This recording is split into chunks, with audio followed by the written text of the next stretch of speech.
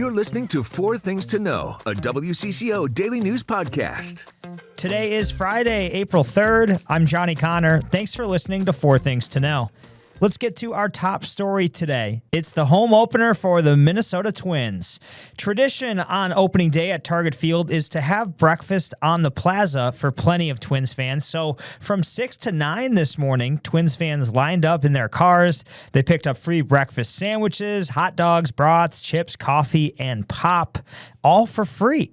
Ren Clayton has more from Target Field, where he spoke to manager Derek Shelton, and Ren also wants to introduce you to a new addition to this year's team, Josh Bell. He's one of the new players to this roster. He's a veteran slugger that's been in the National League for most of his career. Now he's a member of the Minnesota Twins. He figures to DH a lot this season, as well as play first base, his normal position. He's a former All-Star who's been around the block. Yes, he'll strike out a lot, and no, he won't hit for average. The team hopes the slugging makes up for that. He's homered in back-to-back games for the Twins, including yesterday as part of that 3-home-run ninth inning.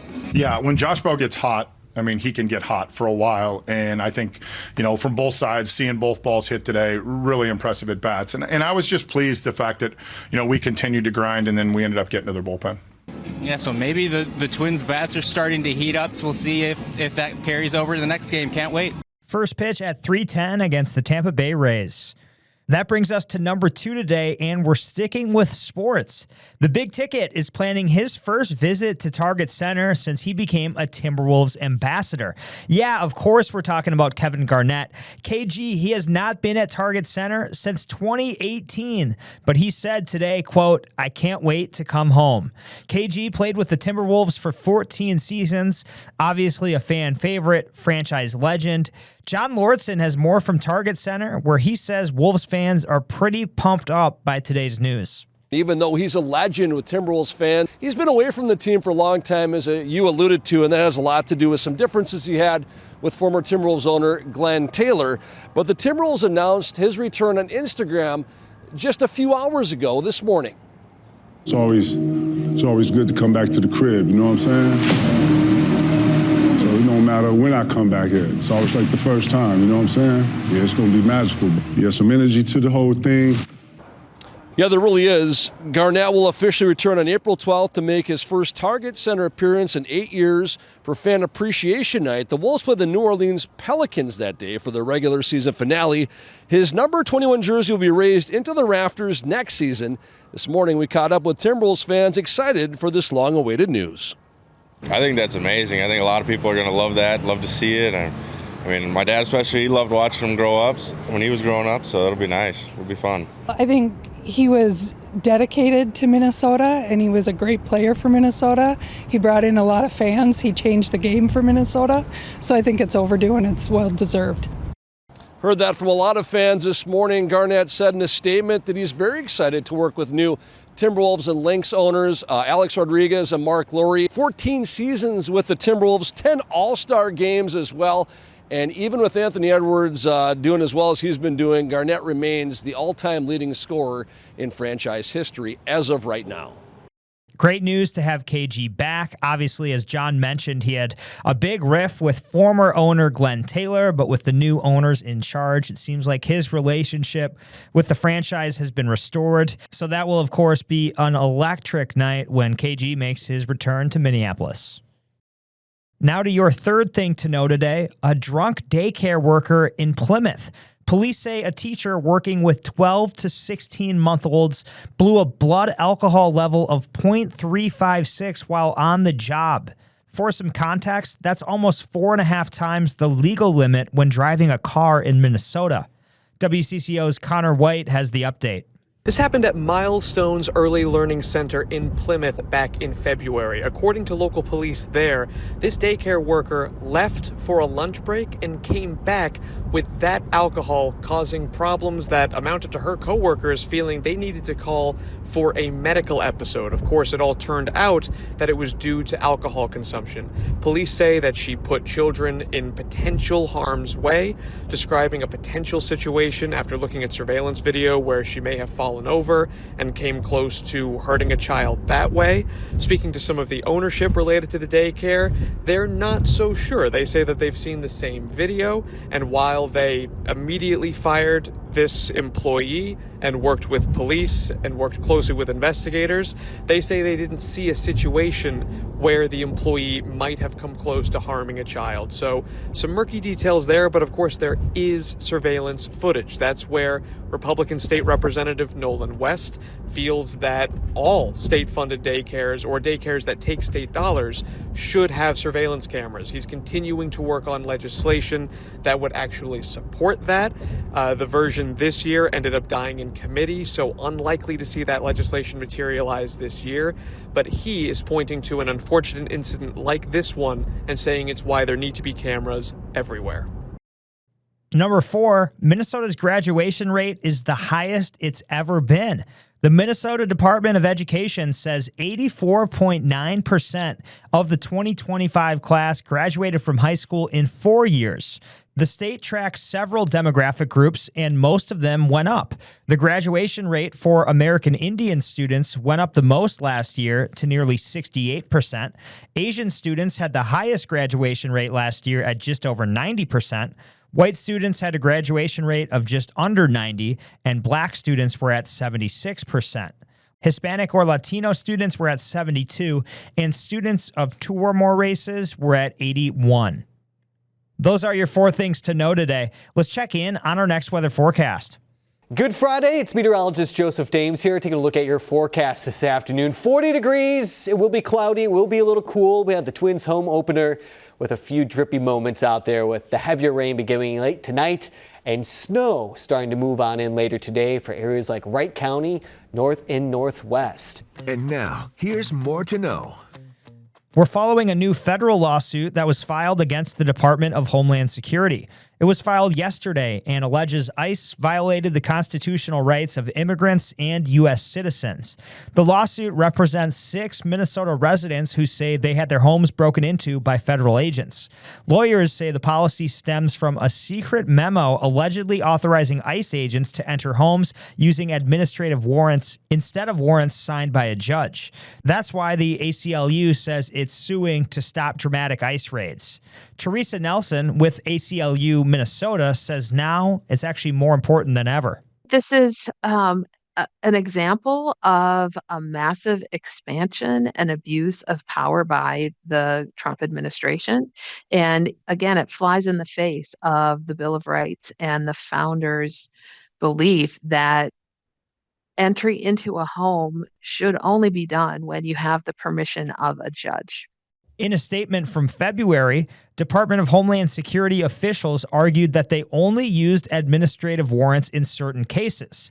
They say those cases were only when an undocumented immigrant already had a final deportation order from an immigration judge. Today is Good Friday in the Christian faith. Faith leaders and community members in Minneapolis are marking Good Friday with what they're calling a powerful public pilgrimage across the city. Organizers say the walk connects sites tied to state violence with moments of prayer, reflection, and remembrance. The event began at noon at Say Their Name Cemetery, which is near George Floyd Square. The event began with a blessing and a call for unity and truth-telling. The event runs through mid-afternoon and it ends at the Alex Preddy Memorial. To a story we're following in local politics now, the marijuana market in Minneapolis and across the state is flying high. Total cannabis sales, including adult-use marijuana and hemp THC edibles, topped $200 million last year. Regulators also say the market isn't even fully mature yet. So far, nearly 180 businesses are licensed to operate, and a majority of them are small businesses. The Minnesota legislature recently passed a bill to allow hemp THC manufacturers to continue to test their products out of state in order to relieve some supply chain pressures as the adult weed market is still coming online. DFL Representative Jess Hansen is a top lawmaker on the issue. She says she's not worried about the pace of the rollout. Minnesotans really told us loud and clear they wanted a craft small business industry here. They didn't want this to be a corporate dominated monopoly or anything like that. And so the nature of that demand and that call from Minnesotans meant that this would be one of the harder needles to thread per se. A long-time Minnesota winter tradition is calling it quits. The Lake Minnetonka Klondike Dog Derby is shutting down after years of struggling to deal with warmer winters. The race, annually held on Lake Minnetonka, depends on solid ice and enough snow, but those are two things that organizers say just have not been reliable lately. In fact, the Derby actually has only been able to run 3 times in the past 7 years, with the last 3 winters forcing cancellations because organizers said conditions were not safe. At its peak, the 40-mile race brought in tens of thousands of spectators to Excelsior and was also a major winter boost for local businesses. Now, organizers run the event entirely on volunteers, and they say it's become too much work with too much uncertainty. They are planning one final farewell event to thank the community and celebrate the race's impact. Those details will be announced soon, and we, of course, will update you. Is your drinking water poisoning you? Health Secretary Robert F. Kennedy Jr. wants to find out.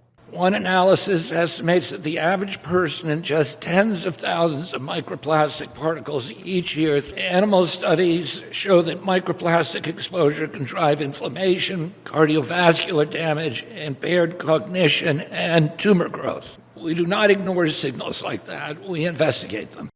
RFK Jr. will add microplastics to a list of contaminants not already regulated under the Safe Drinking Water Act. Putting it on this list could unlock funding for research into the dangers and harms it causes to humans. Back to sports. The Wolves are in Philly tonight, taking on the Sixers. They are coming off a loss last night in Detroit. Anthony Edwards did not end up playing due to what the team said was an illness. But our Mike Max with WCCO Sports says he's not so sure. Maxie's actually wondering if Ant's knee, which he previously missed 6 games for, is still banged up. Remember, Edwards returned, played 1 game, and then last night didn't play. So just 1 game back. Kind of interesting there. Hope he's all right. The Wild have a busy weekend. They're in Ottawa tomorrow, Detroit on Sunday. They took down the Vancouver Canucks last night at home. Thankfully, just 7 more games until the playoffs. The regular season is just dragging on. The Wild have had their spot locked up forever. They finally got it clinched mathematically last night, but everyone's known they've been in the playoffs for months now. We're almost there. The Frost are at home tomorrow against Vancouver. That's a 1 p.m. puck drop at Grand Casino Arena. The Frost need a win. They've lost 3 in a row. Hopefully they can get it done tomorrow. It's time to take a breath with your Daily Bright Spot. This might save you some money if you're a frequent customer. McDonald's rolling out a new value menu. Have you heard of it? It has 10 items. They all cost under $3. Things like the sausage McMuffin, McChicken, McDouble. Yeah, if you're hungry, you might be driving over there right now. The fast food giant also has a new breakfast meal deal. Listen to this. It comes with a sausage sandwich, hash browns, and coffee for just $4. Now, this new menu debuts April 21st at participating locations. Not bad. I mean, that's really cheap, and everywhere it seems like it's getting more expensive right now. I never go to McDonald's. I do love their fries, but honestly, their breakfast has always been my favorite. Like those hotcakes, make a deal for those. Then you might get me there. I'm Johnny Kahner. This has been 4 Things to Know. We are here with the news you need every weekday afternoon by 3 o'clock. Thanks so much for listening this week. Hope everyone has a great weekend. We'll talk to you on Monday. Listen to 4 Things to Know, a WCCO daily news podcast, wherever you get your podcasts. I'm Maria Lizignoli, and this podcast comes to you from the WCCO podcast studio. I'm Johnny Kahner, and this is where you'll find the latest news of the day with us on 4 Things to Know. I'm Mariel Mose, and I bring you the stories behind the female athletes redefining the game on women in sports. I'm Adam Duxter. Join me for a deep dive into faith and what it means to Minnesotans around the state on Bigger Than Belief. Stay in the know on the go with the WCCO podcast studio. Go to WCCO.com/podcasts.